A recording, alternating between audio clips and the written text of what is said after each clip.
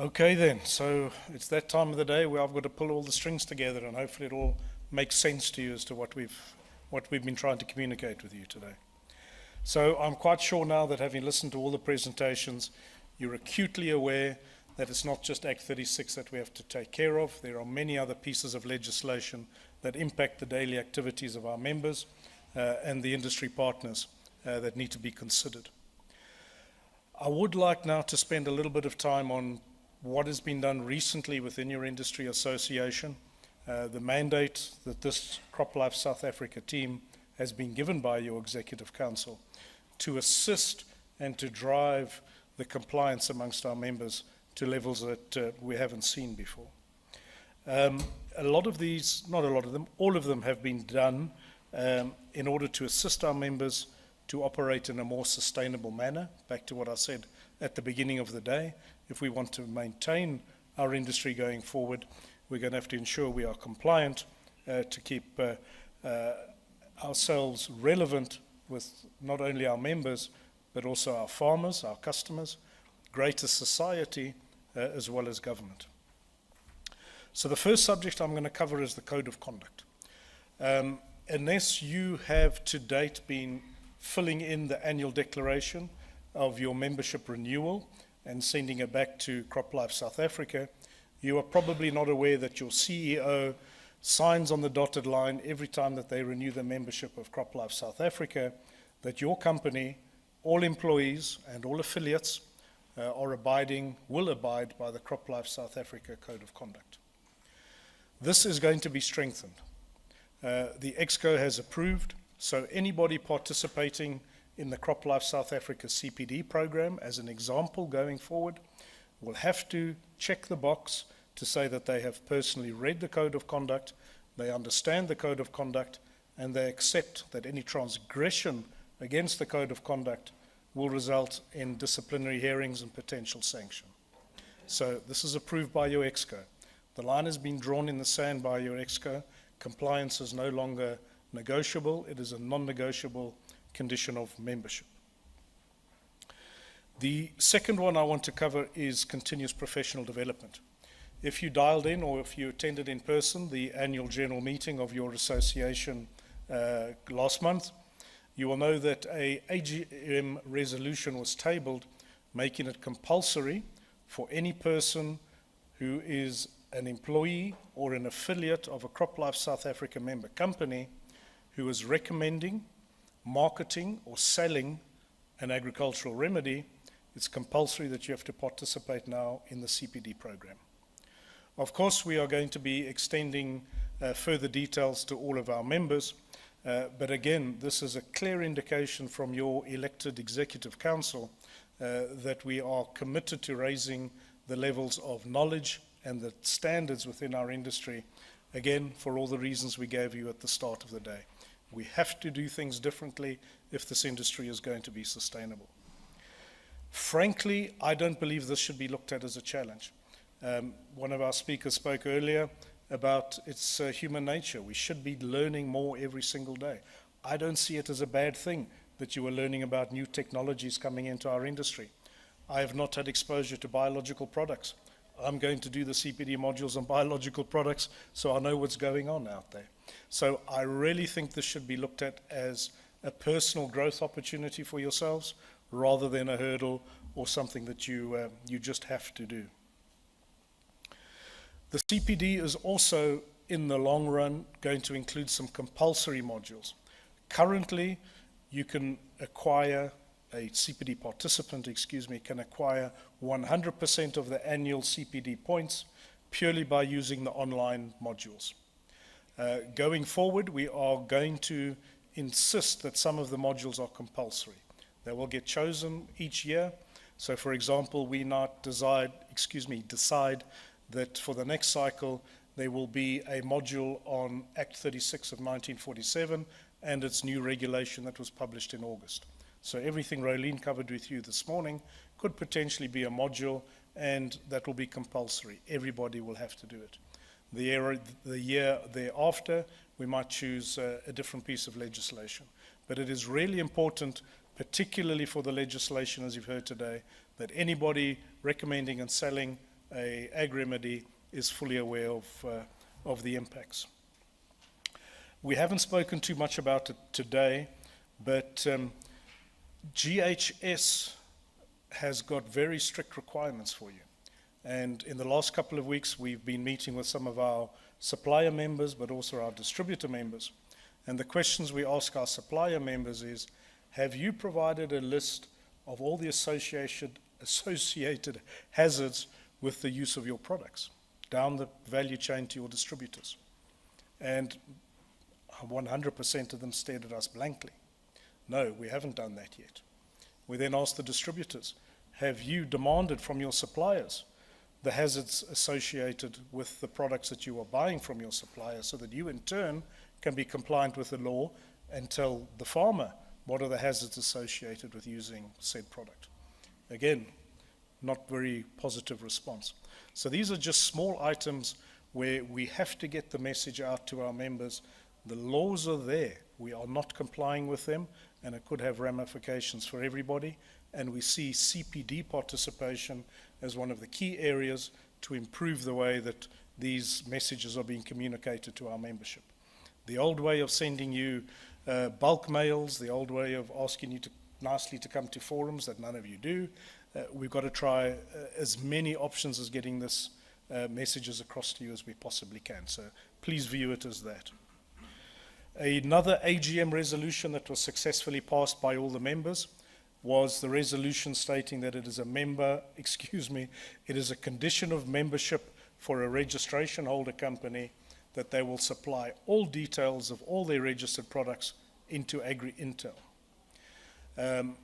Currently, Agri-Intel is really the only source of data as to what's registered out there. With all of the changes coming with GHS labels, how do you people in the field make recommendations into spray programs if you do not have the latest GHS label with approved uses? If you do not have the latest safety data sheet, how are you going to know how to warehouse, store, and transport those products? It is just absolutely imperative that everybody in the value chain is interrogating Agri-Intel on a regular basis. And this takes the responsibility a lot wider.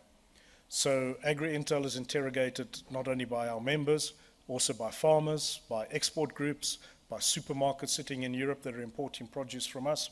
So it is absolutely imperative that all registered products are existing on Agri-Intel. We have had some kickback, and people say, well, you know, that's really proprietary information. I should not be forced to do it. Remember what you've seen this morning. The new regulation supporting Act 36 from August of last year, the registrar is compelled to make a publicly accessible list of all products as soon as they are registered in this country.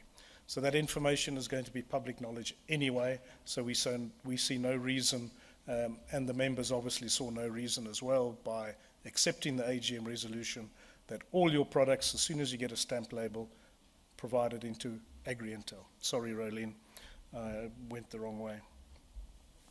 So in conclusion then, compliance with a multitude of country laws and the industry associations is surely very daunting.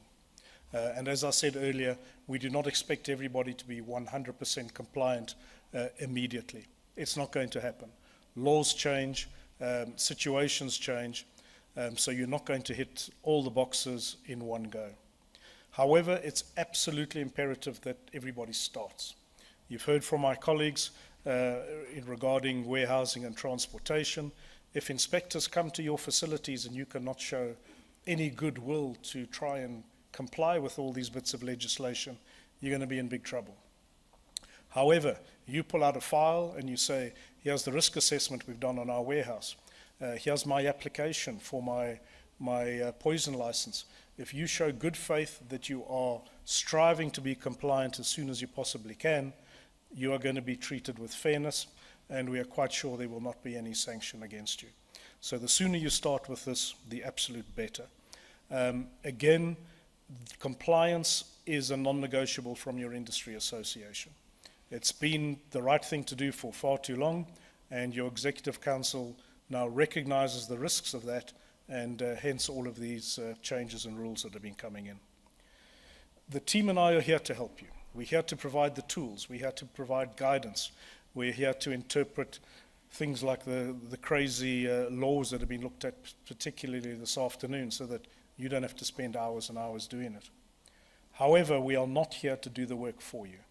So please, if you get some foul language back down the telephone, or the phone gets put down in your ear when you phone up and say, I need you in Cape Town next week to come and audit my warehouse, absolutely not our job. That is yours. We are here to provide guidance. We're here to provide the tools. We're not here to do your job for you. That is purely your responsibility going forward. Now, today we've given you really just a mere glimpse into some of the areas of compliance that we think are critical in the short term, and we certainly hope that you're starting to see the benefits of paying your hard-earned money across to the industry association.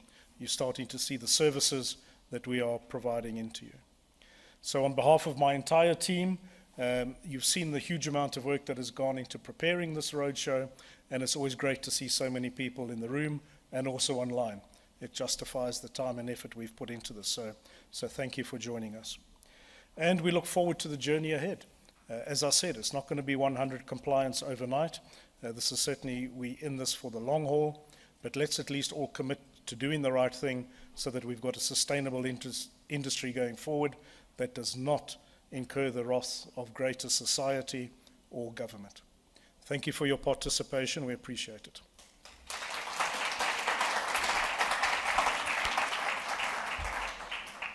If anybody has got any final questions or comments, I have a hand from Noeline. Sorry, Rod. I'll keep quiet now. I apologize if you ask me to do your job. That'd be lovely.